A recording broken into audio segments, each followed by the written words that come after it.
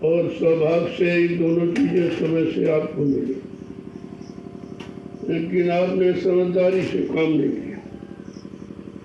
इनको आपने अंतर्मुखी होकर समझा नहीं, जाना नहीं, माना नहीं, पहचाना नहीं। ये जीव की सबसे बड़ी भूल है, और इसी भूल के कारण ये जीव भटक जाता है, दर दरबार पाकर भी भटक जाता, मालिक को पाकर भी भटक जाता, क्योंकि ये भटक अटक बहुत पहले की। लेकिन जब सत्संग वचनों को सुनोगे तब तुम्हारी समझ में सब आ जाएगा कि वास्तव में हमें क्या करना चाहिए और क्या नहीं करना चाहिए। हमारे मानव जीवन का असली कर्म कर्तव्य क्या है, तो बिना परमार्थी वचनों के सुने कोई नहीं जान सकता। कितना भी कोई ज्ञानी विज्ञानी हो जाए, लेकिन परमार्थी वचनों को नहीं समझ सकता। जब उनके करीब जाओगे, उनके वचनों को सुनोगे, तो धीरे धीरे अपनी करनी से मिलान करोगे, तब तुम्हारी समझ में आएगा मैं कितना चला हूँ, कितना नहीं चला, वचनों को कितना पकड़ा हूँ कि नहीं पकड़ा हूँ, पकड़ करके उन वचनों का अपना आधार बनाया कि नहीं बनाया। ये तो बात बड़ी देर में समझ में आती। तभी तो महापुरुषों ने कहा करिए नित्य सत्संग, अपने आप को हमेशा नया समझो। ये मत समझो कि बहुत पुराना सत्संगी हूँ। अरे पुराना कोई नहीं। जब पुराना समझोगे तो अहंकार जन्म ले लेगा। इसलिए अपने आप को हमेशा नया और कमजोर और मतलब असहाय समझो। जब निर्मल कमजोर असहाय समझोगे तब दया हो जाएगी। दया तो जब ही होती है जब तुमको याद करोगे। याद जब ही करोगे जब चारों तरफ से मुसीबतों से घिर जाओ। इसके पहले कोई याद नहीं करता, क्योंकि सब अपना अपना बल, अपनी अपनी बुद्धि लगाते रहते हैं। और ये संत मत का रास्ता आपके बल बुद्धि से बहुत परे है। इसमें आपकी बुद्धि और बल काम नहीं करेगा। इसमें तो सदगुरु की दया और नाम का बल चाहिए। जब नाम का बल आधार मिल जाएगा तब चलने में बढ़ने में देर नहीं लगेगी। इसलिए वचनों को समझने का प्रयास करो कि वचन क्यों उच्चारण किए गए। अगर काल के वचनों से काम चल जाता, सबको लाभ मिल जाता, सबकी जीवात्मा जाग जाती, घर पहुंच जाती, तो फिर दयाल को आने की क्या जरूरत थी। और दयाल इन परमार्थी वचनों को क्यों सुनाते, क्यों फरमाते, क्यों आप पर जोर डालते। तब धीरे धीरे जब समझोगे तब समझ में आएगी। सुनोगे तो नहीं, समझोगे तब। सुनी हुई बात तो आप भूल जाते हो, क्योंकि याद नहीं रहती आप। लेकिन जिसको एक बार समझ लोगे फिर वो भूल नहीं सकते आप। तो वचनों को समझने की जरूरत है कि आखिरकार ये वचन हमारे लिए क्यों उच्चारण किया गया, हमारे पर इसका जोर क्यों डाला जा रहा, हमें वचनों की तरफ आकर्षित क्यों किया जा रहा, वचनों को करने के लिए आदेश और हुक्म क्यों दिया जा रहा। जब ये सब सुनोगे धीरे धीरे और फिर अपने अंदर उनको जगह दोगे तो ये सब समझ में आ जाएगा। जब तक वचनों को जगह नहीं दोगे तब तक आपकी समझ में नहीं आएगा, क्योंकि तुमने तमाम काल के वचनों को जगह दे रखी, उन्हीं वचनों को प्राथमिकता भी दे रखी और उन्हीं वचनों को अपना आधार मान बैठे हो। ये जीव की सबसे बड़ी कमजोरी है। अब धीरे धीरे धीरे धीरे उन काल के वचनों को निकालना और दयाल के वचनों को स्थान देना। क्योंकि जब दयाल तो कभी आया नहीं था, वो तो इसी कलयुग में आए दया करने के लिए। तो जब कभी नहीं आए थे उनका कोई इतिहास नहीं था, उनकी कोई जानकारी नहीं थी, उनसे क्या लाभ लिया जाता है, वो कौन सा लाभ देने आते हैं, ये तो कहीं लिखा पड़ी थी नहीं। तो जीव बेचारा समझ नहीं पाया। लेकिन जब आमने सामने रूबरू फेस टू फेस जब सुनोगे तब आपकी समझ में जल्दी आएगा। कोई चीज़ सामने जब आधार बन के खड़ी हो जाती तो समझ में जल्दी आती। और अगर इधर उधर रहे, केवल वर्णन किया जाए, केवल कल्पना की जाए, वो तुम्हें लाभ नहीं देगी। लाभ तो आमने सामने रूबरू फेस टू फेस जब बात आपके सामने आएगी तब तुमको लाभ देगी। तो इसलिए एक एक वचन को ऐसे संभाल के रखो जैसे लोग दुनियावी संपत्ति सामान को संभाल के रखते हैं, क्योंकि ये संभाल आपके काम है, ये संभाल आपको संभालेगी। और बाकी जो बच्चों की संभाल आपने की है उससे आज तक तो आपकी कोई संभाल नहीं, न मन की संभाल होगी, न बुद्धि की संभाल हुई, न चित्त की संभाल, कोई तो संभाल आपकी नहीं हुई, क्योंकि वो वचन संभाल के नहीं थे। वो वचन केवल फरमाए गए थे फंसाने के लिए, आपको अटकाने और भरमाने के लिए कि कितने समय तक आप यहाँ रहेंगे, उतने समय तक काल के काम आएंगे। काल की पूजा करोगे तो काल से कुछ न कुछ आपको मिलता रहेगा, लेकिन वो मिलना फंसाने के लिए है, निकालने के लिए नहीं। अगर आपको निकलना है, निकलने की बात समझ में आ जाए और फंसने की बात भी समझ में आ जाए कि हमको किसने फंसाया और किस किस में फंसाया और कौन निकालेगा, कौन किससे निकालेगा, निकाल कर ले जाएगा, ये दोनों स्थितियां जब तुम्हारी समझ में आएगी तब तुम निकलने की बात समझ सकते हो। सुनने से नहीं निकलेगा कोई, ना पढ़ने पढ़ाने से निकलेगा, वो तो करने कराने से निकलो। तो संत मत की करनी ही अलग है, वो निकलने की करनी है और काल मत की करनी फंसाने की। तो संत मत की करनी के लिए क्या कहा संतों ने कि भाई किस करनी से आप निकलोगे और किस करनी को करके आप फंसे हो, ये दोनों जानकारी देंगे। जब दोनों जानकारियों की आप तुलना करोगे और समझदारी के साथ तो आपको समझ में आ जाएगा कि हमें निकलना चाहिए कि हमें फंस के ही रहना चाहिए।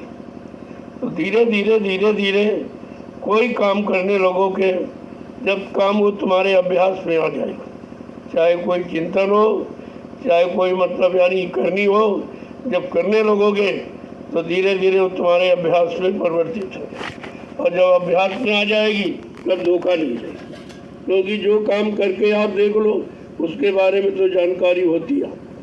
और जो नहीं किया है, केवल सुना पढ़ा है, तो उससे सुनने पढ़ने से करने का लाभ थोड़ी मिलेगा, वो तो करने का लाभ करने के बाद ही मिलता है। तो संत मत की करनी बड़ी न्यारी है।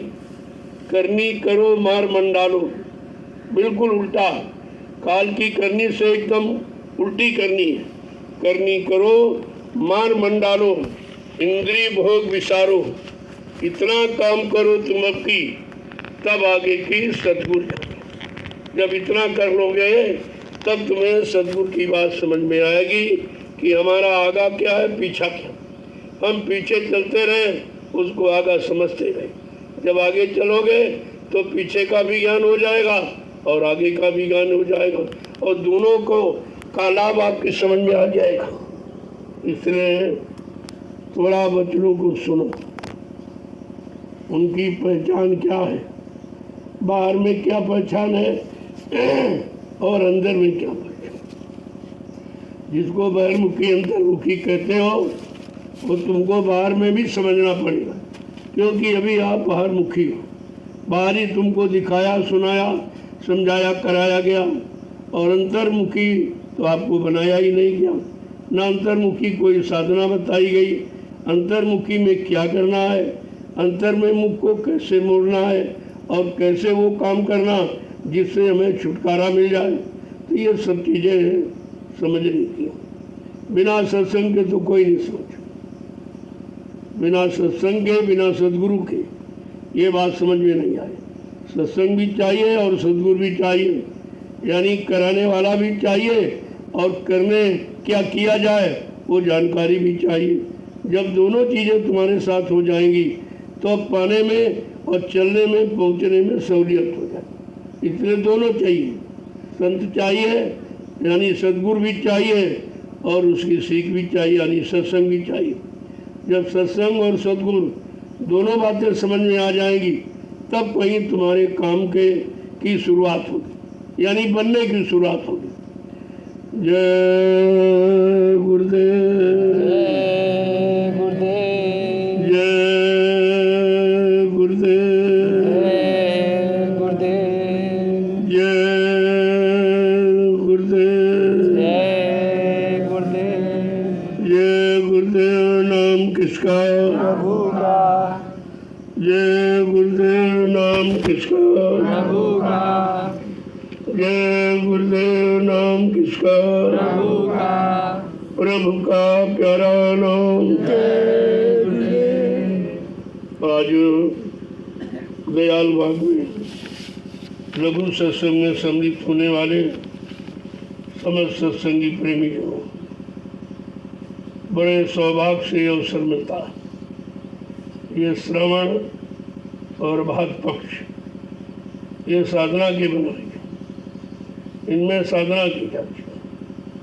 इनमें लोग शुभ कर्म करते थे, अच्छा खान पान करते थे। जो बुरा खान पान करने वाले वो भी श्रावण के महीने में व्रत करते थे, लेकिन अब वो कुछ दिनों के लिए करते थे और ये भी नहीं समझ पाए जितने दिन किया उसका लाभ क्या मिला। अगर ये लाभ की बात समझ में आ जाए तो फिर वो जीवन भर करते रहते, लेकिन वो किया और भूल गए, किया और भूल गए। इसलिए श्रावण का महीना श्रवण यानी सुनना, संत वाणी को सुनना, संत वचनों को सुनना और धीरे धीरे अपने जीवन पर अमल करना, तब तो ये श्रावण के महीने का अर्थ मालूम हो जाए। इसीलिए तमाम तरह के व्रत ये सब कराए गए, लेकिन व्रत का मतलब नहीं बताया। व्रत माने संकल्प होता है। व्रत माने कि ये नहीं खाएं, ये नहीं खाएं, ये कुछ उसे खाने पीने से उसका कोई संबंध नहीं। व्रत माने संकल्प, क्या अच्छा है, क्या बुरा है, क्या पाप है, क्या पुण्य है, क्या शुभ है, क्या अशुभ है, कौन माँ बहन बेटी बहन है, ये सब जानकारी संत महापुरुषों के वचनों की सुनने की। जगह जगह महात्मा इन वचनों को सुनाते थे, लोग शामिल शरीक होकर उन वचनों को सुनते थे और धीरे धीरे धीरे अपने जीवन में उतारने की कोशिश करते थे, तो उनको वचन के सुनने का लाभ मिलता। सुनने का मतलब ये नहीं सुनो और भूल जाओ, सुनो और भूल जाओ। श्रवण का मतलब यही है। अब ये श्रवण जो बहिर्मुखी आपको बताया जाता ये तो बाहर के कान सुन लेते, लेकिन अंतर्मुखी श्रवण क्या? अंतर्मुखी क्या सुनना है? वो आवाज़ किधर से आ रही, वो वचन किसे किधर से आ रहे, वो शब्द किधर से आ रहे। जब ये आपकी समझ में आ जाएगा तब तुम अंतर्मुखी वचनों को सुनने का प्रयास करो। लेकिन वो अंतर्मुखी वचन इन कानों से नहीं सुनिए। उसके सुनने के लिए आपकी जीवात्मा में कान है। उसको दृश्यों को, मंडलों को, मुकामों को देखने के लिए तुम्हारे जीवात्मा में एक आँख है, और वहाँ की सुगंधी क्या है तो उसके लिए एक नाक है।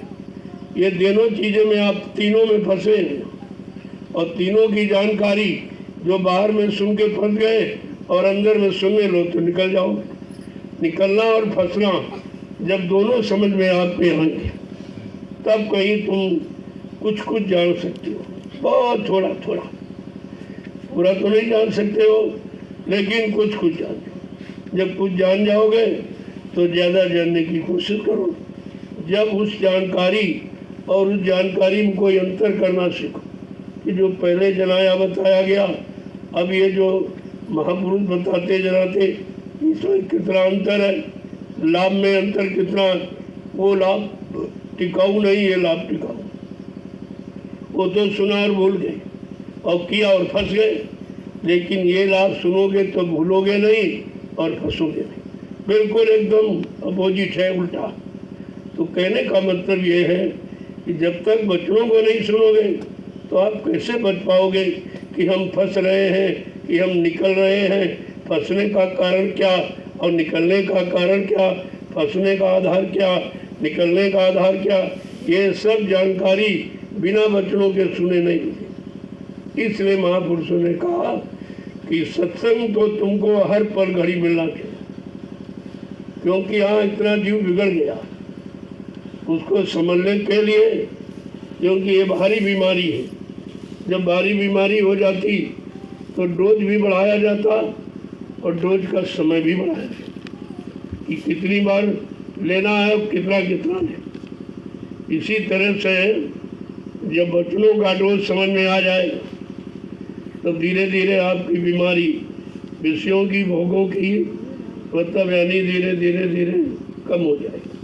खत्म तो नहीं होगी, कम हो जाएगी, और जब कम हो जाएगी तो एक न एक दिन खत्म भी हो जाएगी। पहले कम करना सीखो। तुम एक बागी चाहते हो खत्म हो जाए, खत्म, ऐसा कहाँ हो सकता? कितने युगों से कितने जन्मों से फंसे पड़े, वो एक बार में कैसे यानी मतलब समझ में आ जाए, कैसे तुम अलग हो जाओगे? लेकिन जब अलग होना आपने शुरू कर दिया तो एक न एक दिन जरूर अब अलग हो गए, फिर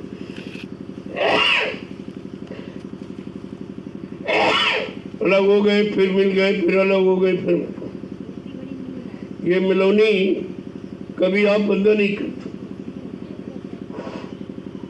मिलावट कभी मूल तत्व की जानकारी नहीं दे सकती, चाहे जिस तरफ की मिलावट। और ये तो बच्चों की मिलावट।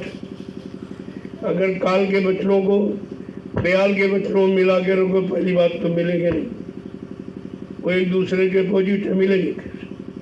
लेकिन जबरदस्ती तुम्हारा निहित स्वार्थ अगर जा गया तो तुम मिलाने की कोशिश करते हो, लेकिन वो मिले, क्योंकि वो चीज़ आपको उधर पहुंचाने वाली और ये चीज़ इधर घसीटने वाली, और तुम बीच में फंस गए।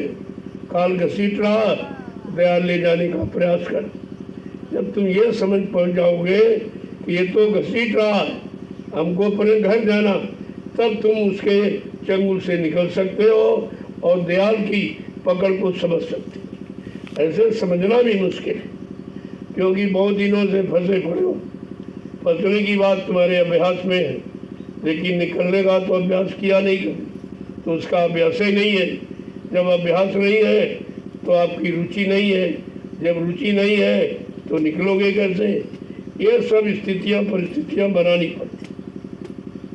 इन सत्संगों में आओगे तो धीरे धीरे धीरे धीरे आपको सबसे परिचय करा दिया जाए कि निकलने का, और जब फंसने की बात बताई जाएगी कि भाई तुम कहाँ कहाँ फंसे हो, अब तुम कैसे कैसे निकलोगे, और जब तक निकलोगे नहीं तब तक घर पहुँचोगे नहीं। अगर घर पहुँचने की बात समझ में आ जाए और ये समझ में आ जाए कि ये हमारा घर नहीं है, ये तो हमको काल माया ने फंसा लिया, हमारा घर तो कहीं और है, और जब घर की जानकारी हो जाएगी तब आपके अंदर बेचैनी होगी कि नहीं हमको अपने घर पहुंचना चाहिए, हम तो बहुत दिनों से फंसे। चलो एक मौका मिल रहा है, एक जानकारी मिल रही है अपने घर जाने की, तो धीरे धीरे धीरे धीरे आप प्रयास करना शुरू करें। ये प्रयास और अभ्यास तुम्हारे काम होने वाला, और तुम जितना प्रयास इधर करते हो, अगर उससे 1% कहीं उधर करने लो तो धीरे धीरे निकल जाओगे आप। अभी तो अभ्यास फंसने फंसाने का करें, और लोग ज़्यादा फंसने का अभ्यास करें कि अगर एक मकान हो गया कहते नहीं भाई 2 होने चाहिए, 2 हो गए कहते नहीं 3 होने चाहिए। तुमको कितनी जगह चाहिए? सोने के लिए 1 चारपाई, तो 3 मकानों में क्या करो? यही संचय की अज्ञानता तुम्हें निकलने नहीं देती। अरे जो ज़रूरत है उसके लिए तो मना नहीं किया जाता कि ज़रूरत पर आप प्रयोग करो, लेकिन अनावश्यक प्रयोग करो। और ये अनावश्यक शब्द जब तक जुड़ा रहेगा तब तक आप ज़रूरत की बात नहीं समझ। अनावश्यक को समझना है, समझ के इसको निकालना, अलग करना है, तब आपकी समझ में आएगा कि हमें ज़रूरत किसकी है और कितनी। इस शरीर की ज़रूरत कब तक? जब तक शरीर, तो जानकारी मिली कि शरीर रहेगा भी नहीं, तभी तो ये शब्द आया कि भाई ये हमेशा नहीं रहेगा, ये कुछ महीने दिन के लिए आपको मिला है। संतों ने उसको कहा भाई ये जीवात्मा ही तो श्वासों की पूंजी है, पूंजी की भी संख्या रखी गई और इधर समझो दिन और महीना, उसकी भी संख्या रखी। अब दोनों को आपको समझना है और समझ कर ये समझना है कि हम अपनी किस पूंजी को संभाल के रखें। जैसे संसार में पूंजी संभाल के रखते हैं वो धनीमानी कहे जाते, और जिन्होंने खर्च कर दी वो गरीब कहे जाते। गरीब अमीर की इतनी ही परिभाषा, अगर खर्च करने की कला समझ में आ जाए तो गरीब कोई नहीं रहेगा।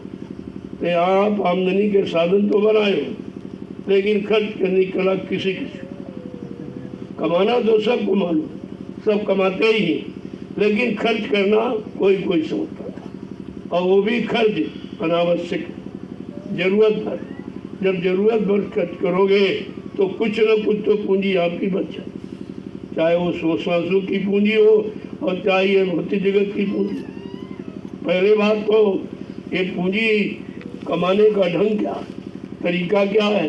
अगर तरीका ही गलत है तो भी वो गलत बुद्धि आपको देगी और गलत जगह ही आप प्रयोग करो, अच्छी जगह नहीं करो। जैसे सपोज आज समझ कि इस तरफ तो पूंजी नहीं करो। अब डॉक्टर के यहाँ जाते हैं तो 1000 रुपये फीस देते, और यहाँ आते तो 10 रुपये देते। जहाँ से सब कुछ होना वहाँ 10 रुपये, और जहाँ कुछ नहीं होना लूटे जा रहे हो वहाँ हज़ारों रुपये लुटा रहे हो। क्योंकि तुमने अभी स्थान की कीमत नहीं समझी, तुमने शरण की कीमत नहीं समझी, तुमने महापुरुषों की कीमत नहीं समझी।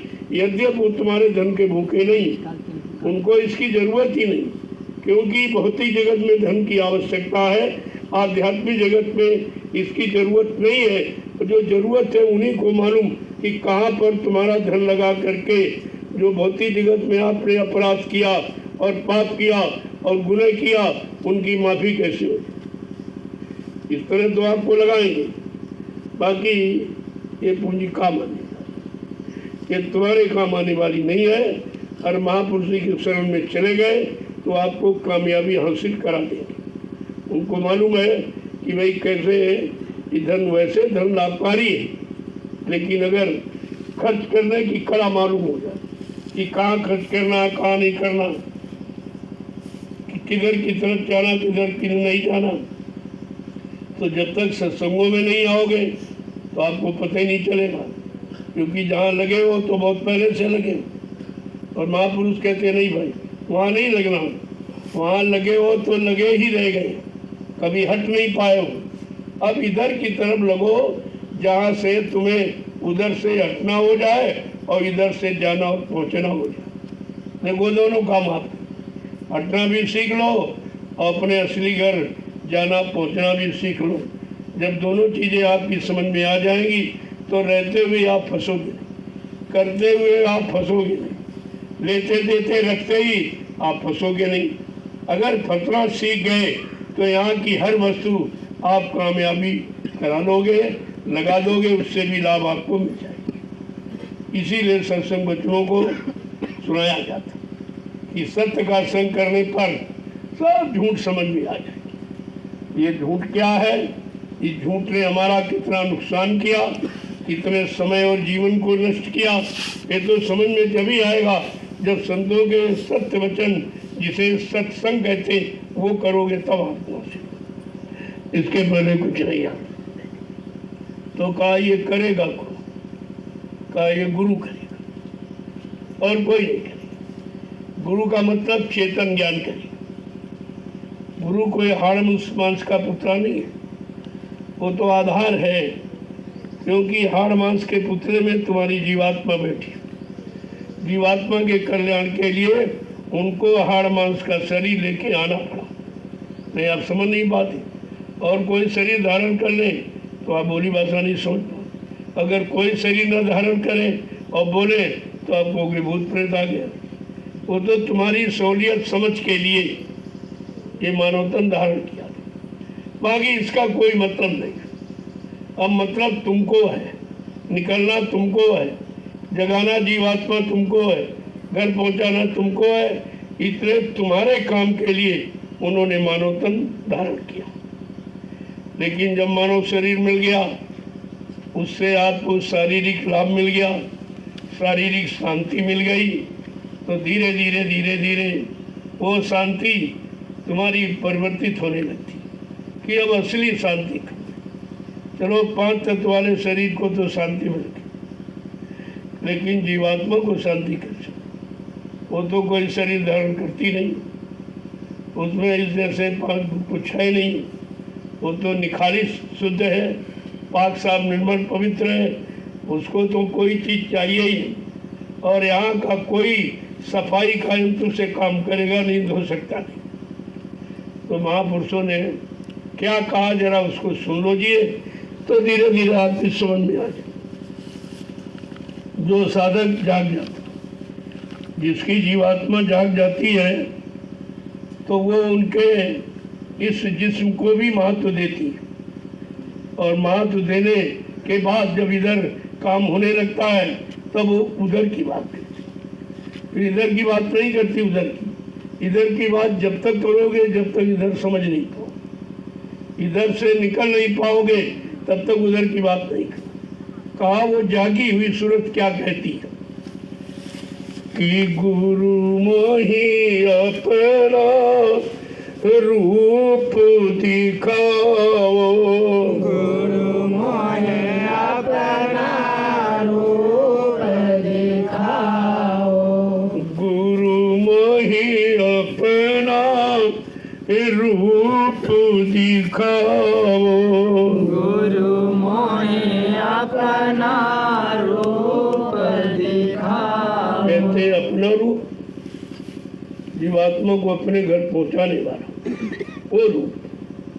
ये तो रूप आपने दिखाया तो यानी काल माया की जड़ता से निकलने का, ये जगाने का और वो घर पहुंचाने का आप दोनों रूप दिखा दीजिए। तो पहले इस रूप की तो महिमा समझो, ये रूप किस लिए धारण किया गया, इस रूप का मतलब क्या है, और ये रूप कहाँ तक तुम्हारा काम करेगा, सब बता रहे खोलकर कि ये तो रूप धरा तुम सरगुण, ये तो रूप धरा तुम सरगुण, ये तो रूप धरा तुम सरगुण, ये तो रूप धरा तुम सरगुण, सोई अब दर्शाओ, सोई अब दर्शाओ, जीव उतार कराओ, जीव उद्धार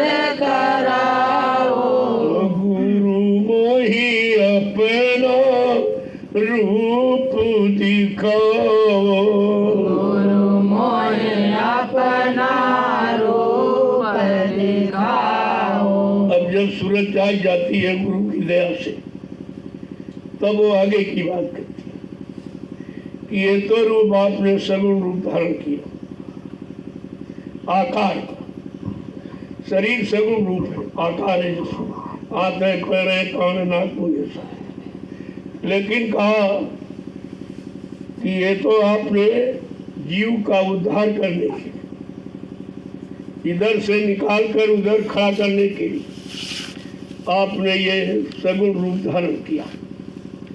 लेकिन आगे क्या कह रही है कि रूप तुम्हारा अगम अपारा, रूप तुम्हारा अगम अपारा, रूप तुम्हारा अगम अपारा, रूप तुम्हारा अगम अपारा, सोई अब दर्शाओ, सोई अब दर्शाओ, गुरु मोहि अपना रूप दिखाओ, गुरु मोहे अपना रूप दिखाओ। आज तुम्हारा श्री रूप अगम अपार, जिसकी कोई महिमा नहीं है, कोई गणना गिनती,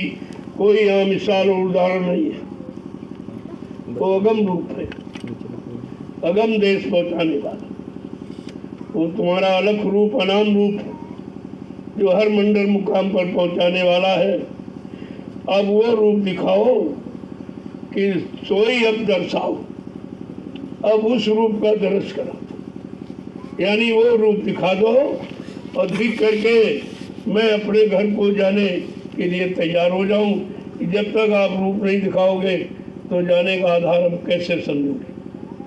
देखो एक एक बात अपनी दुख की कह रही है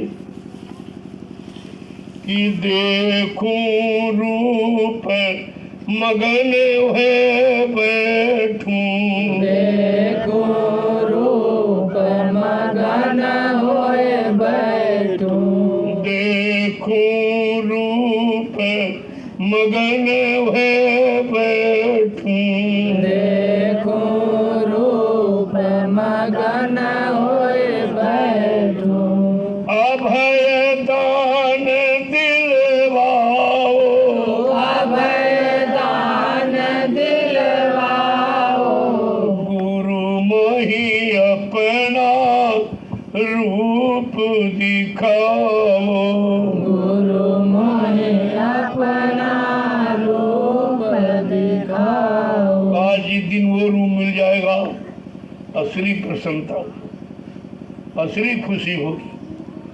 क्योंकि ये रूप की तो खुशी है ही कि अगर ये न होता तो वो कैसे मिला था। दोनों की महिमा है, लेकिन वो अगर मिल जाए तो हमेशा की खुशी हो जाए। घर पहुंचने के बाद फिर कोई लालसा, कोई इच्छा, कोई ख्वाहिश, कोई तमन्ना मुराद नहीं रहती। तो क्या कह रहे हैं, अभय दान दे। जो भय है, यहाँ इस रूप को देखकर भी भय, शंकाएं तमाम तरह की कि पता नहीं ले जाएंगी नहीं ले जाएंगी, बीच में छोड़ देंगे, क्या मौज हो जाएगी। क्योंकि यहाँ तो मौज बदलती रहती है और उस रूप में कोई मौज नहीं, वो एक ही मौज है, घर पहुँचाने की। इसलिए कहती है अभय दान दे। ये जो भय और शंका बीच में आ गई आपके प्रति, ये खत्म, ये शंका न रहे।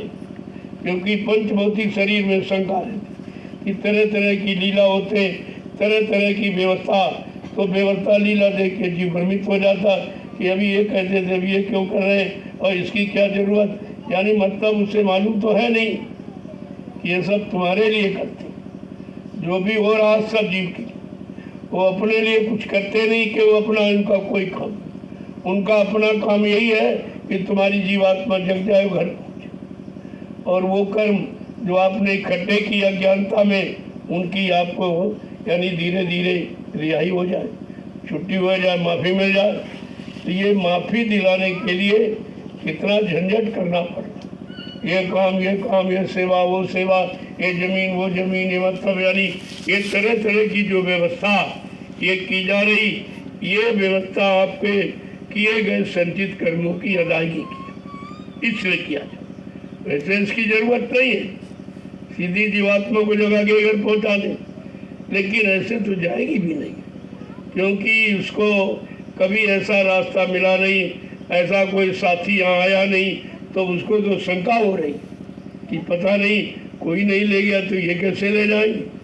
जब यहाँ ले जाने का विधान ही नहीं, न ऋषि मुनि ले गए, न योगी योगेश्वर, न मतलब यानी ब्रह्मचारी, और ना ही कोई अवतारी शक्तियाँ कोई लेके नहीं गई, तो ये कहते हम लेके जाएंगे।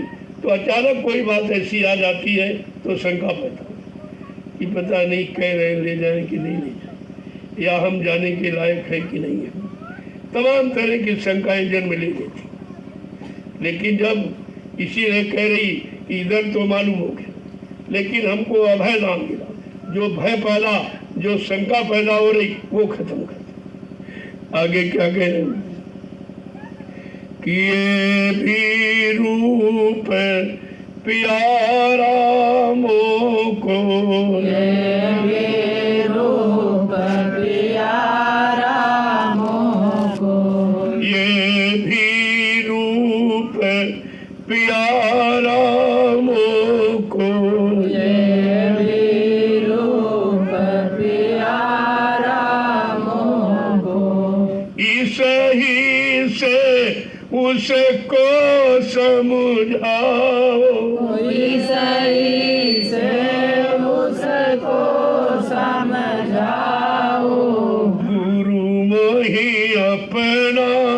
रूप दिखाओ।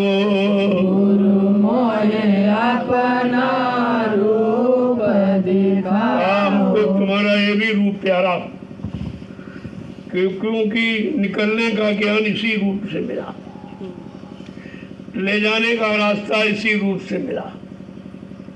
हमको भौतिक जगत विषय भोगों से निकालने का रास्ता इसी रूप से मिला। ये तो हमको प्यारा है ही, लेकिन इसी से उसको समझो। अब इसी से हमको उधर की तरफ जानकारी दे दो, उधर बता दो, समझा दो, यानी पहुंचा दो। एक एक वचन को देखो कैसे कह रही। वो इसलिए कह रही कि हमारी सबकी यही हालत है, हमें आपको भी इसी तरह इधर निकलना और उधर जाना है। इसलिए जीवों के हित में ये वचन फरमाए जाते कि जीव ने कभी ये सुना है नहीं, निकलने की बात किसी ने बताई नहीं। क्यों जो आए वो सब फंसाने वाले आए, निकलने वाला तो कोई आया नहीं। तो उसको निकल कर भी शंका हो रही कि चलो निकाल तो दिया है, लेकिन पता नहीं उधर ले जाए कि नहीं। जब कोई ले ही नहीं गया, इतना इतिहास इतने युगों का पड़ा, कोई उधर गए नहीं, कोई उधर ले ही नहीं गया, और इधर से निकालना भी किसी ने, क्योंकि जो आए सब इधर ही फंस गए। इतनी लात पात धन दौलत मान सम्मान अधिकार पद पत्री बाल बच्चों में फंस गए, निकला कोई नहीं था। तो उसको शंका हो रही, भाई कोई नहीं निकला है, कोई निकालने वाला आया नहीं, तो क्या ये निकालने वाले हैं, क्या निकाल कर ले जाएंगे? तरह तरह की शंका पैदा करती, लेकिन शंका का निवारण भी चाहती कि हमारा निवारण कर दो, हमें विश्वास दिला दो। आगे क्या कह रहे हैं लोगों, किस तरीके से कि ये भी रूप प्यारा मुख, ये भी रूप आपका बहुत प्यारा है, क्योंकि इसी से हमको ज्ञान मिला और इसी से निकलने की युक्ति मिली है, और इसी ने इधर से उधर निकाला है, ये भी शक्ति बल दिया। लेकिन उधर पता नहीं ये पहुंचाएगा कि नहीं पहुंचा, क्योंकि उधर जाने की बात तो अब समझ में आई। जब सत्संग को सुना, उनकी दया को पाया और निकलने का रास्ता दिया, और उसमें अपनी बल पुरुष शक्ति के द्वारा निकाला। जीव तो निकल भी नहीं सकता। तो क्या कह रहे हैं कि बिन स्वरूप काज नहीं होई, बिन स्वरूप काज नहीं होई, बिन स्वरूप काज नहीं होई, बिन स्वरूप काज नहीं होई, क्यों कर वाही लखाओ, क्यों करवाही लखाओ, गुरु मोहि अपना रूप दिखाओ, गुरु मोहे अपना रूप दिखाओ। मैं भी कह रही, मैं भी जानती हूँ बगैर इस रूप के काम नहीं होगा। अगर इस ये रूप नहीं मिलेगा तो उधर की तरफ ले कौन जाएगा, को शक्ति बल कौन देगा? निजी शक्ति बल देकर तो कोई निकालने वाला यहाँ आया नहीं। रास्ता दे दिया, भाई तुम जाना चाहो तो चले जाओ। अब रास्ता मिल गया, लेकिन रास्ते पर चलने की शक्ति नहीं मिली, तब भी राम मंजिल पूरी नहीं हो पाई। तो कहती है ये तीत रूप यानी मतलब बिन स्वरूप काज नहीं होई, क्यों कर माई लिखाओ कि मैं जान गई बगैर इस रूप के काम नहीं होगा, लेकिन वो भी तो दिखाओ जिसके लिए ये रूप आपने धारण किया, और इस रूप से इतनी मेहनत और परिश्रम हमारे साथ कर रहे हो हमें घर पहुंचाने के लिए, तो कम से कम वो भी तो दिखाओ। आगे क्या कह रही है कि ताते महिमा बारिश की, ताते महिमा बारिश की, ताते महिमा बारिश की, ताते महिमा बारिश सकी पर वो भी तो लखाओ, पर वो भी तो लखाओ, गुरु मोहि अपना रूप दिखाओ, गुरु मोहे अपना रूप दिखाओ। तो मैं ये भी समझ गई कि इस रूप की भारी महिमा है, लेकिन ये रूप तो आप बदलते रहते हो, लेकिन वो अनवरत एक समान रहता, वो कभी बदलता नहीं, क्योंकि उस रूप से कोई लीला नहीं होती। जिस रूप से लीला होती है वो रूप बदलता रहता, कभी ये किया, कभी वो किया, कभी उधर ले गए, कभी इधर ले गए, ऐसे ले आने और ले जाने में ही कितने कर्म झड़ जाते, कितने कर्म कट जाते। अब जीव को बेचारे को तो मालूम नहीं कि हमारे साथ कैसी दया की जा रही, लेकिन क्या कह क्या रही थी बात में, वो तो रूप सदा तुम धारो, वो तो रूप सदा तुम धारो, वो तो रूप सदा तुम धारो, वो तो रूप सदा तुम धारो, या से जीव जगाओ, से जीव जगाओ, गुरु मोहि अपना रूप दिखाओ, गुरु मोहे अपना रूप दिखाओ। वो रूप तो तुम हमेशा एक समान धारण रखते हो और ये आप बदलते रहते हो, तो हमें ये सब देखकर शंका भी होती है, कहीं उसमें भी तो बदलाव नहीं कर देंगे, तो जब बदल दोगे तो भ्रम हो जाएगा। तो हम कैसे माने, हमारे में दृढ़ता मजबूती कैसे आवे? देखो सब तरह से प्रश्न करती है। आगे क्या है कि वो ये भी भेद सुना मैं तुमसे, ये भी भेद सुना मैं तुमसे, ये भी भेद सुना मैं तुमसे, ये भी भेद सुना मैं तुमसे, सूरत साध मार्ग नित गाओ, सूरत शब्द मार्ग नित गाओ, गुरु मोहि अपना रूप दिखाओ, गुरु मोहे अपना रूप दिखाओ। ये सारा भेद जानकारी मैंने आपसे आपके सत्संग बच्चों से सुनी, लेकिन कह रही है तो सब ठीक है, लेकिन वो सूरत शब्द मार्ग जो आपने वर्णन किया है सत्संग में कि सूरत शब्द मार्ग नित का, वो जो सूरत शब्द असली मार्ग रास्ता है निज घर जाने का, अरे उसके बारे में तो बताओ, जानकारी दो। आगे क्या कह रही है कि शब्द रूप जो रूप तुम्हारा, शब्द रूप जो रूप तुम्हारा, शब्द रूप जो रूप तुम्हारा, शब्द रूप जो रूप तुम्हारा, वहाँ में भी अब सुरति पठाओ, वहाँ में भी अब सुरति पठाओ, गुरु मोहि अपना रूप दिखाओ, गुरु मोहे अपना रूप दिखाओ। मैंने सत्संग में आपके द्वारा सुना है कि शब्द रूप जो असली रूप तुम्हारा है वो शब्द रूप, वो आकार नहीं है, वो शरीर नहीं है, वो शरीर के अंग नहीं है, का असली रूप तो तुम्हारा वो है, का वो भी दिखाओ और यहाँ में भी अब सूरत पठाओ।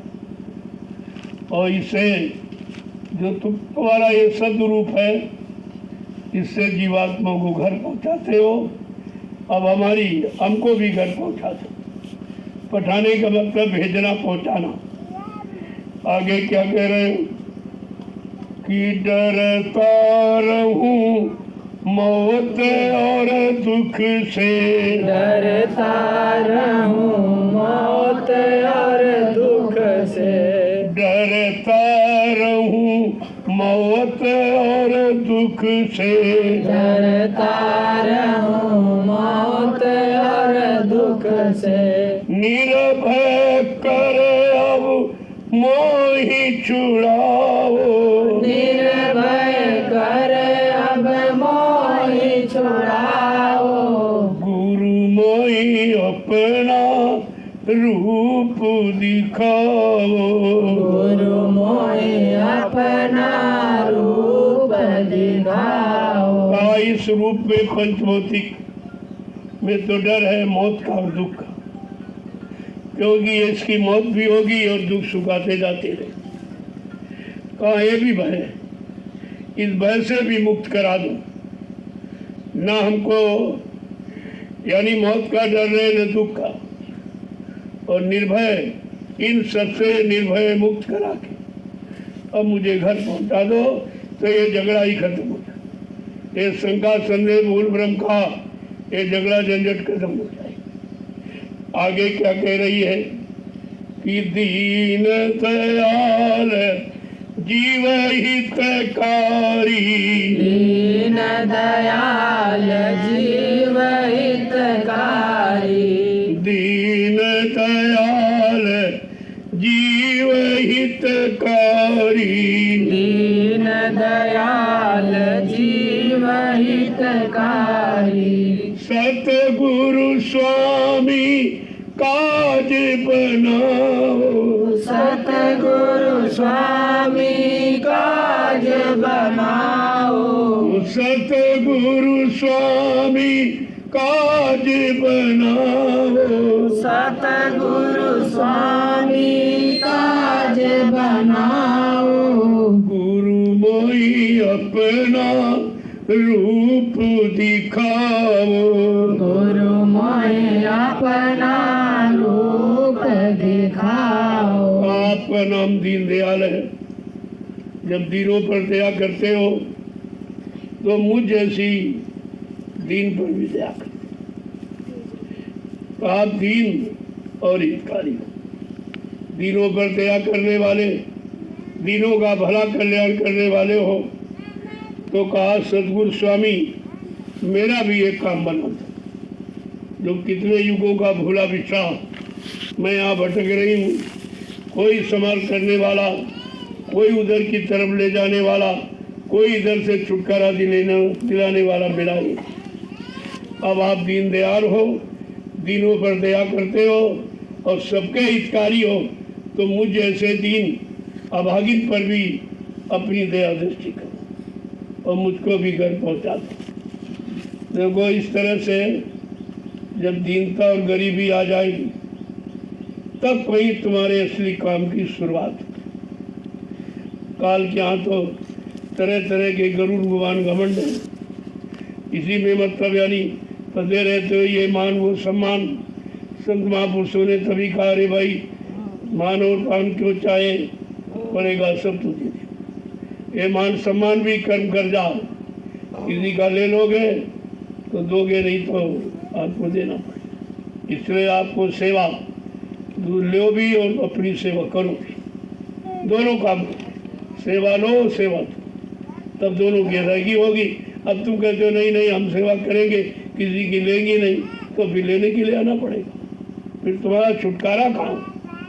सेवा लो और सेवा दो, ये सब सेवा करो और सेवा कराओ, तब लेन देन बराबर हो जाएगा। जब पड़ा बराबर हो जाएगा तब आपका काम हो जाएगा। इसलिए ऐसी कोई भावना इच्छा मतलब को कि हम सबकी सेवा करें, हम किसी की लेंगे नहीं, तो सबकी सेवा की तो सबकी सेवा देने के लिए फिर आना पड़ेगा। ये तो बंधन हो गया। इसलिए शुभ कर्म भी बंधन है। ऐसा नहीं कि शुभ कर्म कोई निकाल लेगा तो, लेकिन पहले अशुभ कर्म छोड़ो, फिर धीरे धीरे शुभ कर्म भी छोड़ दो, तो दोनों से छुटकारा मिले। और आपको दोनों से छुटकारा पाना, शुभ अशुभ जब कोई धारणा नहीं, कोई विचार नहीं रहेगा, ना शुभ करने का ना अशुभ छोड़ने का। जब दोनों से मुक्त हो जाओगे तब आपको इधर से मुक्ति मिलेगी। मुक्ति माने छुटकारा, तब आपका होगा। ऐसे तो होने वाला ही नहीं। देखो कैसे ये प्रार्थना करती है मालिक से, और हमारे आपके अंदर भी वही सूरत है। हमें आपको भी इसी तरह प्रार्थना करनी चाहिए। ये सीख है। अगर जागी हुई सूरत सीख न देती तो कोई सीख ही नहीं पाता, किसी को विश्वास नहीं हो पाता, और उधर की तरफ बिना तरफ तुम्हारे में पैदा ही नहीं हो पाता। वो बताना भी जरूरी, ऐसा नहीं है। बताओ जब जब तुम जान जाओ। अभी सुना और वो सुनाने लगे, पढ़ा और पढ़ाने लगे, ये नहीं है। पहले सुनो और सुन के करो। जब कर लेना और हुक्म हो जाए कि नहीं भाई दूसरों का कर दो, तब तुम्हें ये काम करो। अपनी इच्छा से जहाँ करोगे वहाँ कर्म तैयार होता है, फिर उसका भोग तैयार हो जाएगा। आगे क्या कहें कि ये तो वो प्रश्न कर रही है, अब वो मालिक उत्तर क्या दे रहा। दोनों सुनोगे तभी तो समझ में आएगा कि देख प्यारे मैं समझाऊं, देख प्यारे मैं समझाऊं, देख प्यारे मैं समझाऊं, देख प्यारे मैं समझाऊं, रूप हमारा सबसे न्यारा, रूप हमारा सबसे न्यारा, रूप हमारा सबसे न्यारा, रूप हमारा सबसे न्यारा। क्या कह रहे हैं? ये प्यारी सूरत मैं तुझे समझा के कहूँ कि रूप हमारा सबसे न्यारा। वो रूप कोई धारण नहीं कर सकता, शब्द रूप। ये शब्द रूप की नकल कोई नहीं कर सकता। किसी भी लोक का, चाहे वो यानी मतलब सतलोक का हो, चाहे अलग का, चाहे अगम का, लेकिन अनामी रूप कोई धारण नहीं कर सकता। ये पहचान है। ये रूप नहीं कोई धारण कर सकता। और किसी मंडल मुकाम में बैठे तो सब हैं, लेकिन वो भी मेरा रूप धारण नहीं कर सकते। उनका रूप अलग है और ये रूप सबसे न्यारा है, यानी अनोखा। आगे क्या कह रहे? वो तो रूप लखे नहीं कोई, वो तो रूप लखे नहीं कोई, वो तो रूप लखे नहीं कोई, वो तो रूप लखे नहीं कोई, जब लगते हूँ न मैं सहारा, जब लग देऊं न मैं सहारा। वो मेरा असली रूप कोई लख नहीं सकता जब तक मैं सहारा नहीं। वो अपने आप नहीं लग सकता, अपने आप नहीं जा सकता, अपने आप नहीं समझ सकता जब तक मैं सहारा नहीं। ये भी खोल दिया, ये बगैर सहारे के आप उस रूप को नहीं पा सकते, ताकि कोई बीच में गड़बड़ी न पैदा कर, कोई नकली आके न खड़ा हो जाए। जैसे बहुत लोग नकली खड़े हो गए, कहते हम ये हैं, हम वो है, हमारा ये जन्म, हमारा वो जन्म, हमारा उसी तारीख का जन्म कि जिसके लिए महापुरुष ने परिवर्तन की बात कही है। ये सब झूठा मान सम्मान पाने के लिए। लेकिन तुम छिपोगे कैसे? तुम छिप नहीं सकते हो। असली रूप से तुम्हारी बराबरी नहीं हो सकती। आगे क्या कह रहे हैं?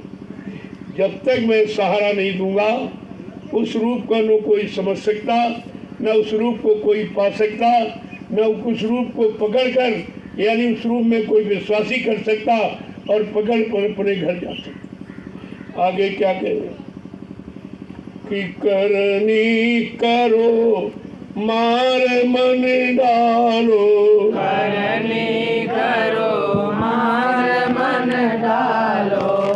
करनी करो मार मन डालो, करनी करो मार मन डालो, इंद्री रोक के द्वारा, इंद्री रोक द्वारा, देख प्यारे मैं समझाऊं, देख प्यारे मैं समझाऊं, रूप हमारा सबसे न्यारा, रूप हमारा सबसे न्यारा। अब ये भी बताएंगे कौन सी करनी करो तो रूप को पकड़ पाओगे, समझ पाओगे और घर जा पाओगे। ये तो शरीर की करनी तो आप जान लें, ये शरीर इंद्रियों वाली करनी करके आप फंस गए। अब उस करनी को करो जिससे निकलो। इंद्री रोक द्वारा, इंद्री घाटों पर गंदा क्षणिक रस लेकर ये मन फंस गया है। अब उन इंद्रियों के द्वारों को रोकना है। अब गंदा क्षणिक आपको नहीं लेना है, अब तो अमृत रस सद रस पीना है।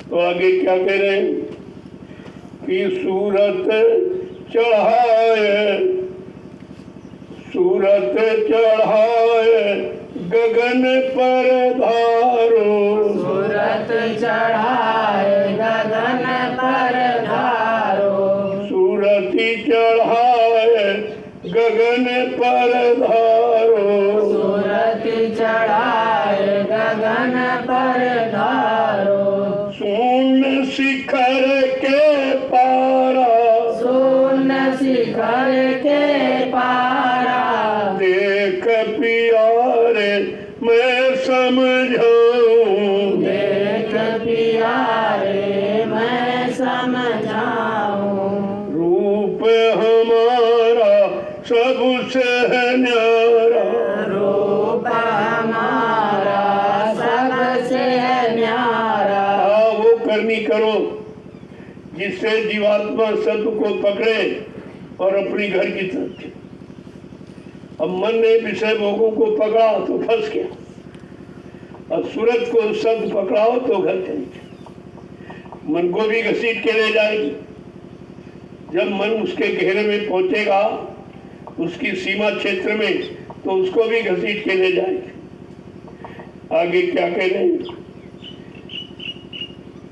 कि सत्पुरुष का रूप दिखाऊं, सत्पुरुष का रूप दिखाऊं, सत्पुरुष का रूप दिखाऊं, सत्पुरुष का रूप दिखाऊं, अलख अगम दर्शारा, अलख अगम दर्शारा, देख प्यारे मैं समझाऊं, देख प्यारे मैं समझाऊं, रूप हमारा सबसे न्यारा, रूप हमारा सबसे न्यारा। आज जब सूरज सत्य को पकड़ लेगी और ऊपर की तरफ चलेगी तो सत्पुरुष का दर्शन होगा, तब सत्पुरुष का दर्शन मिलेगा। क्या कह रही है महापुरुष, क्या कह रहे हैं कि सत्पुरुष का रूप दिखाऊं और अलग अगम दर्शा, अलग अगम के उस पार है वो सत्यलोक में नहीं है। सत्यलोक अलग अगम के उस पार अनाम देश, वहां पर अनामी महापुरुष बैठे, का उनसे मिलाऊंगा, सबका दर्शन दीदार, अलग पुरुष का, अलग पुरुष का, अगम पुरुष का और अनाम पुरुष का, इन सब का दर्शन मिलेगा। क्या कह रहे कि ताके आगे सतगुरु स्वामी, आगे आगे सतगुरु स्वामी, ताके आगे सतगुरु स्वामी, आगे आगे सतगुरु रूप हमारा, वो निज रूप हमारा, वो निज रूप हमारा, वो निज रूप हमारा, देख प्यारे मैं समझाऊं, देख प्यारे मैं समझाऊं, वो रूप हमारा सबसे न्यारा, रूप हमारा सबसे न्यारा। इन सब के आगे सदगुरु स्वामी जो अनामी धाम में बैठे हैं का वो मेरा सिंह है। इनमें भी मिलता जुलता है, लेकिन असली तो वो सब चीज बताएंगे। सतलोक में भी है, अलग लोक में, अगम लोक में, लेकिन असली रूप अगम अनामी, अनामी धाम। जब वहां से आऊंगा तब जीवों का कल्याण करूंगा। इसके बीच में आकर संदेश तो दूंगा, जानकारी पूरी दूंगा, लेकिन असली धाम पहुंचाने का वादा नहीं कहा, वादा नहीं करूंगा। वादा करूंगा जब अनामी धाम से आऊं, तो अनामी घर, अनामी लोग पहुंचाने का जीवात्माओं के लिए वादा, और घूम घूम कर संदेश सबको सुनाऊंगा, सबको बताऊंगा। कोई जात पात का, कोई छोटे बड़े गरीब अमीर पढ़े लिखे अनपढ़ का, हिंदू मुसलमान का, स्त्री पुरुष का कोई झगड़ा नहीं है, क्योंकि ये संदेश जीवात्माओं की, जीवात्मा स्त्रीलिंग पुरुष होती है। वो जब शरीरों में आई है और उसी शरीर, उसी की चेतनता से ये शरीर चेतन का रूप धारण किए। जिस दिन उस सूरज की चेतनता समाप्त हो जाएगी, ये शरीर जड़ में परिवर्तित हो जाएगा। आगे क्या कह रहे हैं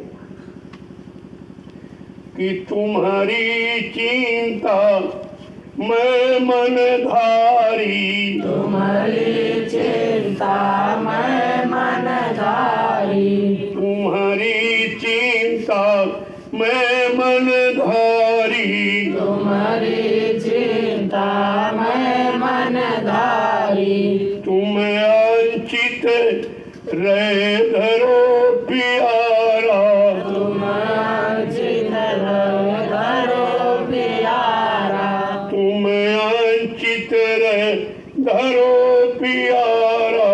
तुम अंचित रहे धरो प्यारा। क्या कह रहे हैं?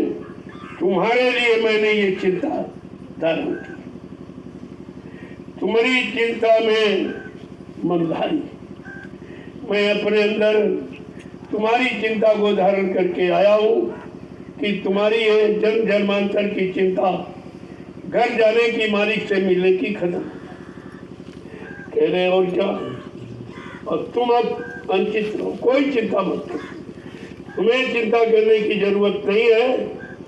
ये तुम निश्चित कर लो अपने अंदर कि हमारी चिंता किसी ने ले ली है, अब हमको जाने की, पहुंचने की चिंता नहीं है, अब केवल उनको पकड़ने की, उनके साथ रहने की चिंता है। आगे क्या कहें कि क्षम छोड़ संशय छोड़ करो दृढ़ प्रीति, संशय छोड़ करो दृढ़ प्रीति, संशय छोड़ करो दृढ़ प्रीति, संशय छोड़ करो दृढ़ प्रीति, और परतीत समारा, और परतीत समारा, देख प्यारे मैं समझाऊं, देख प्यारे मैं समझाऊं, रूप हमारा सबसे है न्यारा, रूप हमारा सबसे तुम सारी चिंता छोड़ दो, कोई शंका, कोई चिंता करने की जरूरत नहीं है, और मजबूती से प्रीत करो, उनसे अपना प्रेम बढ़ाओ, अपना संबंध जोड़ो। अब सारी चिंता छोड़ दो कि पहुंचोगी नहीं पहुंचूंगी, ले जाए कि नहीं ले जाए। क्या कह रहे हैं आगे क्या कह रहे हैं? ये करनी में आप कराऊं, ये करनी मैं आप कराऊं, ये करनी में आप कराऊं, ये करनी मैं आप कराऊं, और पहुँचाऊं धुर दरबारा, और पहुँचाऊं दूर दरबारा, और पहुँचाऊं धुर दरबारा, और पहुँचाऊं दूर दरबारा, देख प्यारे मैं समझाऊं, एक प्यारे मैं समझाऊं, रूप हमारा सबसे न्यारा, रूप हमारा सबसे न्यारा, कहते ये भी करनी तुम्हारी बस की नहीं, ये मैं खुद कराऊंगा। देखो किस तरह का वादा जो किसी ने नहीं किया कभी। कहीं एक करनी भी मैं कराऊंगा जो घर पहुंचाने को, ये तुम अपने आप नहीं कर सकते, तुम्हारे बस की नहीं है। इसलिए ये सब चिंता खत्म करो। मैंने तुम्हारी चिंता के कारण तुम्हारी चिंता को लेके आया हूँ और चिंता को दूर करने के लिए आया हूँ। क्या कह रही? ये करनी मैं आप कराऊं और पहुंचाऊं धूल दरबारा, ये करनी मैं कराऊं और सीधे पहुंचा दूंगा, इसमें कोई शंका संदेह भूल भ्रम मत करना। आगे क्या कह रहे कि सतगुरु स्वामी कहत समझाई, सतगुरु स्वामी कहत समझाई, सतगुरु स्वामी कहत समझाई, सतगुरु स्वामी कहत समझाई, जब जब जैसी मौज विचारा, जब जब जैसी मौज विचारा, जब जब जैसी मौज विचारा, जब जब जैसी मौज विचारा, देख प्यारे मैं समझाऊं, देख प्यारे मैं समझाऊं, रूप हमारा सबसे न्यारा, रूप हमारा सबसे न्यारा, सदगुरु स्वामी माने कुल मालिक कहते खुद समझा के कह रहे हैं ये चिंता तुम्हें करने की जरूरत नहीं है, मैं पहुंचाऊंगा, मैं ले जाऊंगा, ये काम हमारा, ताकि जीवों में कोई शंका न रह जाए।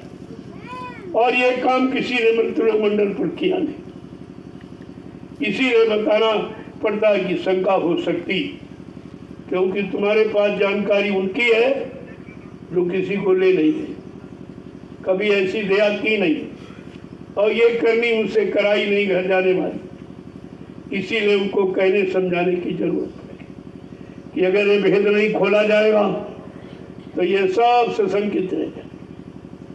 तभी तो बेचारे सत्संगा में रह के भाग गए, कोई नहीं रुक पाया, को किसी ने इस संदेश को समझाई नहीं, इस दया को किसी ने सुना ही नहीं, माना ही। अगर ये वचन सब सुने समझे होते तो भागने की तो जरूरत थी, दरबार छोड़ने की कोई आवश्यकता नहीं थी। तो तुमने जब बच्चों को बुला दिया तो एक बार धोखा हो ही गया, ऐसे बोलते रहोगे तो हर बार धोखा ही होता है।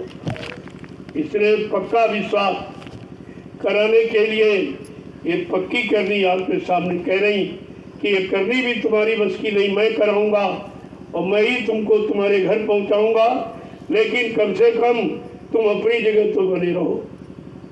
यहाँ तो लोगों ने जगह भी छोड़ दी, सब भाग गए, कोई इधर कोई और भगदड़ अभी मची।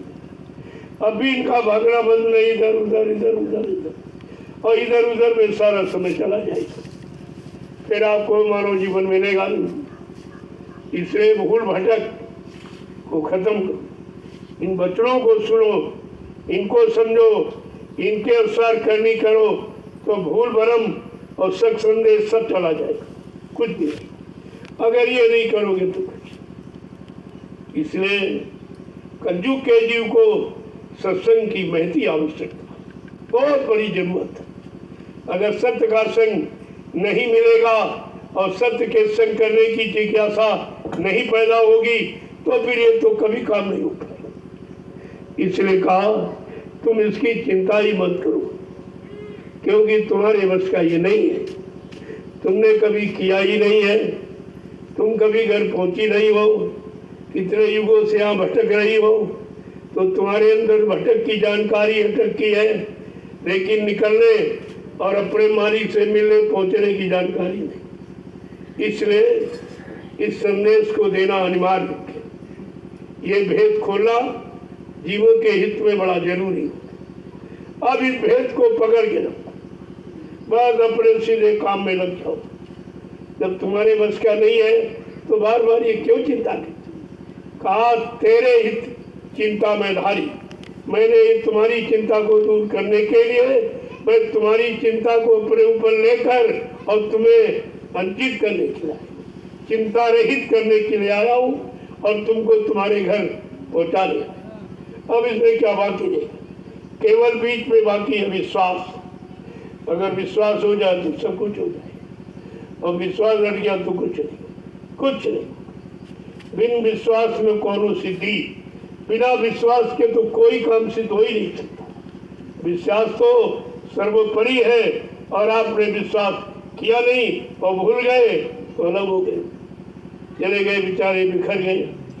फिर जहाँ से आए थे वहीं चले गए, जहाँ से गुरु ने सुना सुना के संदेश, सेवा करा करा के, सुमरन ज्ञान भजन में लगा के निकाल के ले आए थे, और इसने बेचारे ने अपने गुरु में शंका की तो फिर वही चले, फिर भटक गए, अटक गए कर सब। तो इनका आना बड़ा मुश्किल है। जब खुद ही दया करे, खुद ही डोरी खींचे, अब तो हो सकता।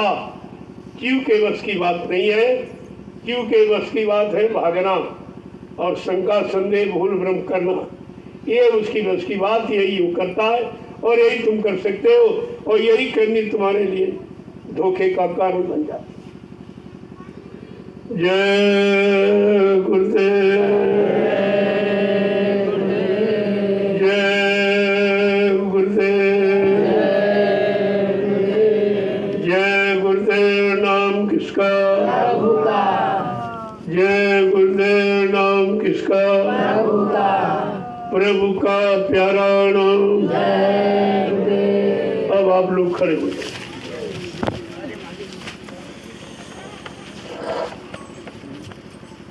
सुनने से ज्यादा पकड़ने की जरूरत है, और पकड़ करके विश्वास करके खड़े होने की, और खड़े होकर चलने की जरूरत। ये नहीं खड़े रहे एक जगह, खड़े रहने से मंजिल थोड़ी तय हो जाएगी, वो तो आपको चलना पड़ेगा, और वो भी एक एक कदम पर विश्वास करके। जब चलोगे तो ये अनोखी मंजिल है जो तय हो जाएगी। किसी ने इस मंजिल का जाने का, पहुंचाने का वादा, मंजिल की जानकारी तो सभी संतों ने दी, लोगों की जानकारी सभी संतों ने दी, सत्यलोक से लेकर अलग अगम अनाम तक की जानकारी दी, लेकिन अनामी धाम से कोई महापुरुष इधर नहीं आया जो जीवात्माओं को अपने घर पहुंचा था।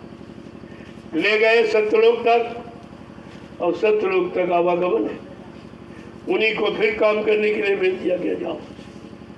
वो आते जाते रहते हैं वहां से काम के लिए, लेकिन पूर्ण विश्राम नहीं मिला। यानी पूर्ण शांति जब मिलेगी जब अपने घर जाओगे, बिना घर जाए किसी को शांति नहीं। यहाँ आप आए हो तो आपको मालूम है कि भाई 18 तारीख हम रहेंगे, इसके बाद तुरंत आपके अंदर घर की चिंता हो, चलो चलो चलो घर, चलो घर, चलो घर, चलो, क्योंकि इन दिनों में आपने असली घर की जानकारी ले ही नहीं। सुनते रहे, बोलते रहे, सुनते रहे, बोलते रहे, और जहाँ के लिए सुनाया गया फिर वही जाने लगे। अरे वहाँ तो तुम पहले ही फंसे थे, अब क्या जाने से वहाँ निकल जाओगे और पर जाओगे, और ज़्यादा बतोगे कि 8-10 दिन बाहर रहा, अब यहाँ ज़्यादा काम करूँगा, अब ये घाटा पूरा करूँगा। ये यानी पूरी करूंगा, तो यानी मतलब सीखने की जगह वो फंसने की बात लेके घर गई और ज़्यादा फंस गए। तो कहने का मतलब जब तक चेत के सत्संग नहीं सुनोगे तो सत्संग भी असर नहीं करेगा। ऐसे असर नहीं करेगा। जब वचन ठहरेंगे तो तुमको ठहराएंगे, तुमको रोकेंगे भगने से, तुम्हें विश्राम देंगे, लेकिन जब तक वचनों को जगह नहीं दोगे तब तक कुछ होने वाला। जय गुरुदेव, जय गुरुदेव, जय गुरुदेव, जय गुरुदेव, जय गुरुदेव। नाम किसका? प्रभु का, प्रभु का प्यारा नाम। जय गुरुदेव, जोर से बोलो, सब मिल बोलो, बोलना होगा, अभी से बोलो, दुख दर्द हरेंगे, सब कष्ट मिटेंगे, सुख शांति भी देंगे, सबके दाता, सबके मालिक, प्रेम से बोले, ये नाम नहीं इंसान का, ये काम नहीं इंसान का। प्रेमियों, ये नाम बार बार आपको जानकारी दे रहा है कि जितने नाम आज तक इस मंडल पर आए, जो काम किसी ने नहीं किया, जो वादा पूरा किसी ने नहीं किया, वो ये नाम है। इसलिए जानकारी दी जाए। जितने मंडल मुकाम से नाम आए यहाँ, उनके कार्य करने की सीमा निश्चित थी, वो सीमित थी, ये असीमित है। यही बात तो आपको समझनी है। उनसे कुछ गिने चुने लोगों का काम हुआ, कुछ गिने चुने लोगों को लाभ दिया। सतयुग के हरि नाम ने प्रहलाद ध्रुव को उनका काम किया, उनको लाभ दिया, और त्रेता के राम नाम में केवल विभीषण को यानी लाभ दिया, और सुग्रीव को राजपाट धन दौलत का लाभ दिया, और द्वापर के नाम ने गोपिकाओं ग्वाल वालों को लाभ दिया। लेकिन ये लाभ, ये नाम सबको लाभ, सारी सृष्टि को लाभ देने वाला ऐसा नाम इस भूमंडल पर कभी नहीं है। यही महिमा आपको समझनी चाहिए, और इस नाम को अनवरत 24 घंटे लगातार कंटिन्यूस याद करना चाहिए। ये तुम्हारे जीव से उतरना नहीं चाहिए। ये जीवा पर इसको अंकित कर लो, बिठा लो, चलते फिरते उठते बैठते काम करते नाम ना बिसरे। अगर नाम नहीं भूलेगा तो काम हो जाएगा, तब आपका काम हो जाएगा। कहते नहीं इसको बुलाना नहीं है, ये बुलाने वाला नाम नहीं है, ये कुछ ही चंद लोगों का इतिहास बनाने वाला नाम नहीं, ये कलयुग का इतिहास बनाने, कलयुग के समस्त जीवों का इतिहास बनाने वाला। ये सब जानकारी रखनी चाहिए। जय गुरुदेव। जय गुरुदेव। अब आप लोग चलिए, उधर आपकी सेवा है वो जरूर करो। ये किए हुए कर्मों, ये पाप कर्मों की अदायगी उधर से, ताकि तुम्हारा भजन बच जाए।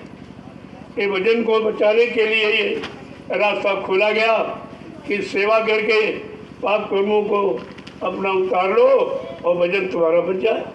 जो भी आप 1 मिनट 10 मिनट 20 मिनट जो भी करते हो वो आपका सुरक्षित बच जाए। इसलिए ये सेवा रखी गई। सत्संग वचन सुनकर सेवा के भाव पैदा करो, और सेवा करके अपने पिछले पाप कर्मों को उतारो, ताकि तुम्हारा भजन सुरक्षित बन जाए। जय गुरुदेव।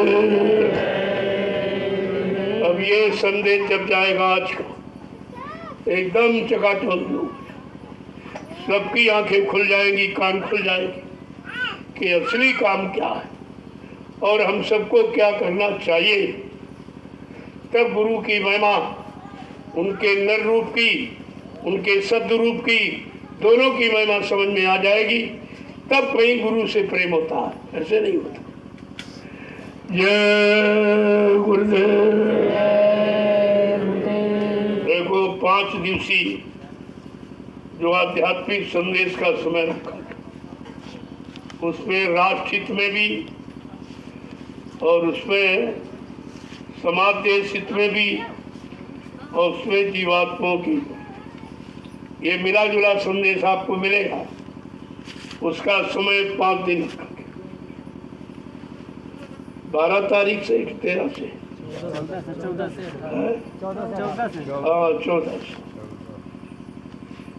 से 18, 14 लगाकर 5 दिन का उसको सुनिए और तब तक सेवा कर लीजिए। मौका मिल गया, जब ज़्यादा लोग आ जाएंगे तो सेवा भी आपको नहीं मिलेगी, क्योंकि वो आएंगे, उनको बहुत ज़रूरी होगी। उस समय आपको नहीं, उनको करनी, ताकि सबको लाभ मिले। जब प्रेमी आ जाए, भीड़ हो जाए, जो लोग यहाँ परमानेंट रह रहे हैं या कर रहे हैं, उनको सेवा नहीं करेंगे, उनको सेवा करने का मौका देंगे, ताकि सबका काम हो सके। और उस समय तुम भीड़ कर लेते, तुमको उस समय दर्शन में भी भीड़ नहीं बढ़ानी चाहिए। तुम तो रोजी कर रहे हो, रोजी प्रसाद ले रहे हो, उन बेचारों को प्रसाद भी नहीं मिल पाता न दर्शन। ये उनके वास्ते 5 दिवसीय ये कार्यक्रम रखा गया। जय गुरुदेव।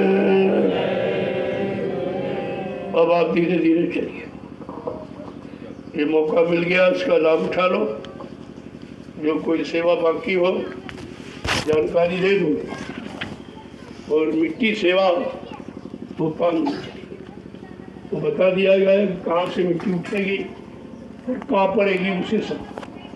नहीं तुम अभी से वहाँ शुरुआत करके काम ही खत्म कर दो। इसलिए जो इस समय आप जहाँ सेवा करते हैं उसको पूरा कर लो और 5 दिन मिट्टी। जय गुरुदेव, जय गुरुदेव।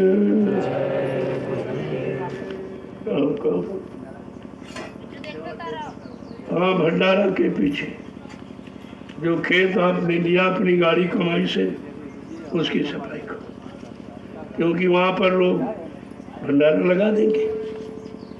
वैसे हम तो कहे पहले वो खतौनी ले लो और उसको बुला लो जिसका खेत लिया, उसके सामने खड़ा करके यदि तुम्हारे यहाँ रखी है अपनी ज़मीन की नाप करो, अपना नाप निकालो।